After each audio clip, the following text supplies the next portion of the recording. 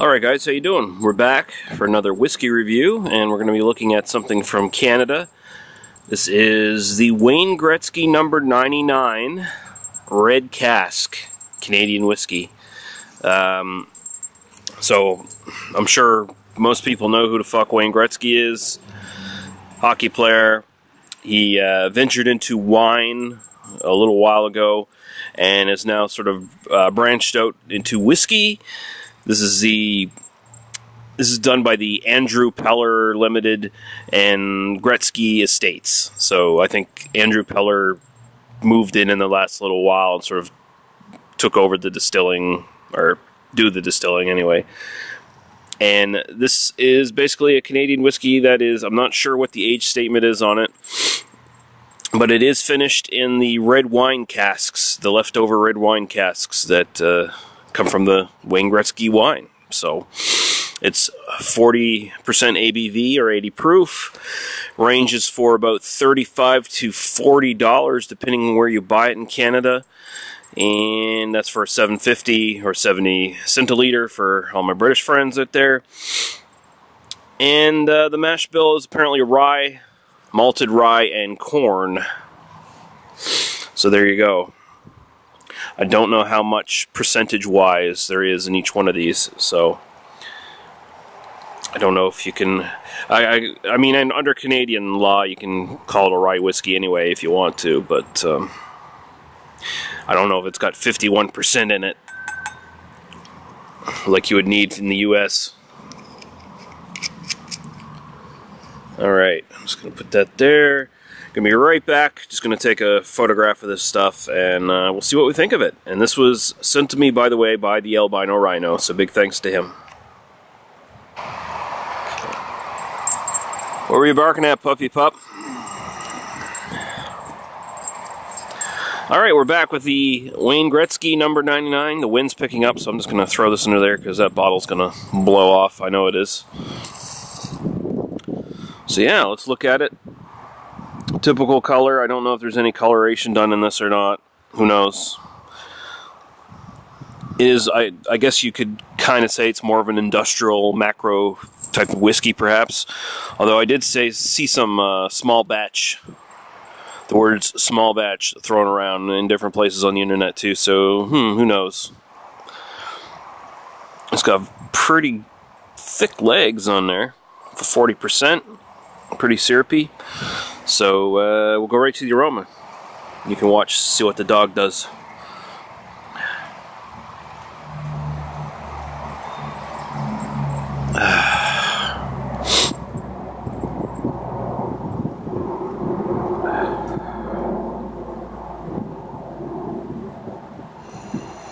Yeah. Not a lot of surprise in the nose. It does smell a lot like a standard Canadian whiskey. It's got that butterscotch kind of caramel kind of thing going on. There is a bit more of a spicy kick to it than what you would get with just your regular standard stuff. Seems like there's a bit more rye coming out there. And definitely there's some pretty pronounced wood notes as well from the barrel.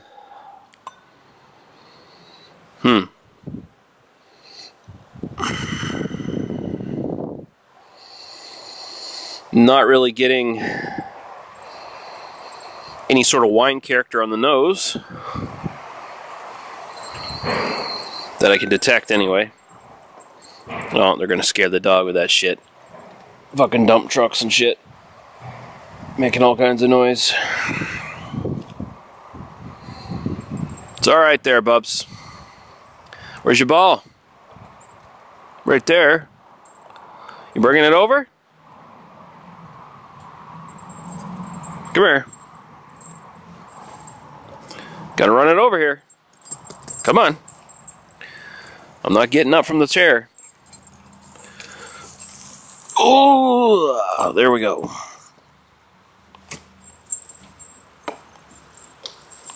Good girl. Alright, so it smells alright. And we'll go right to the taste. Cheers.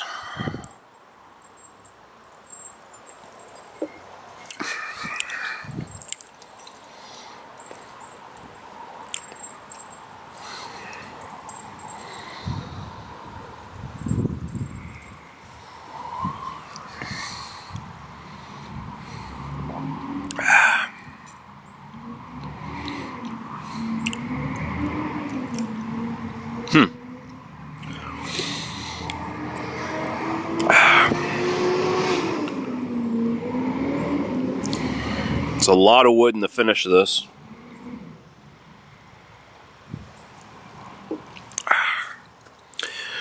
Up front, you got your typical sort of stereotypical, I guess, Canadian notes with the again with the butterscotch caramel sort of character. Seems like there's a bit of rye spice coming up here, but it's hard to tell. Big time wood in the background, like just massive, almost just oppressively tannic kind of wood character coming out there. This seems like it's hiding anything else that might be in the finish for me. I think I might be getting a little hint, just a teeny hint of sort of grape fruitiness. I feel like I'm getting kind of up in the front with the butterscotch and caramel. I feel like I might be getting a little bit of plum or something along those lines. And then the finish, maybe a little bit of red grape, but man, it just might be me wanting to find that, honestly. It's not bad, but it's not anything exciting either. It's a little bit different from your standard kind of Canadian stuff, like your baseline Canadian stuff from the outward appearance of this. Anyway, I'm taking a couple more little draws on it and see what I think, but.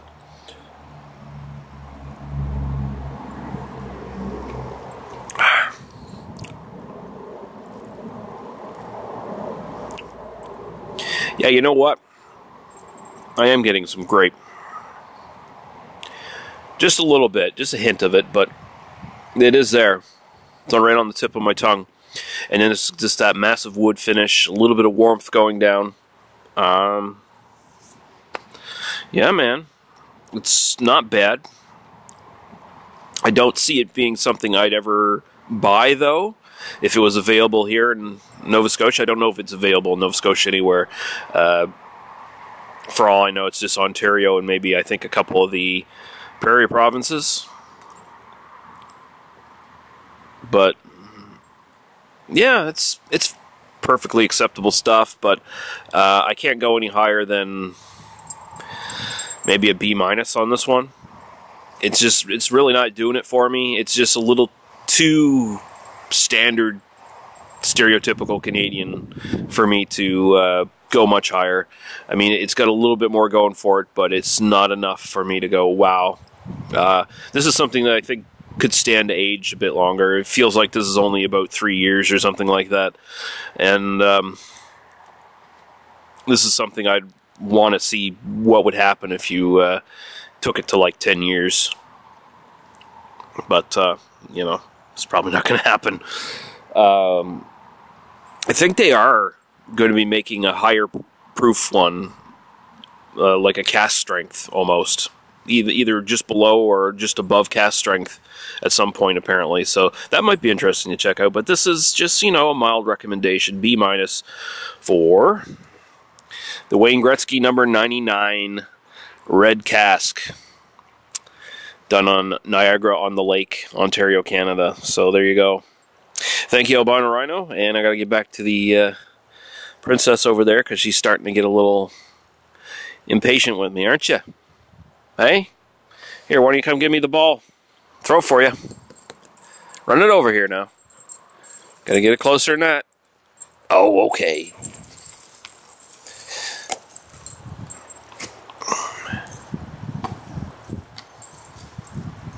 Good girl. Come running back here. Everyone see your pretty face before we end the video. Hey? Good girl.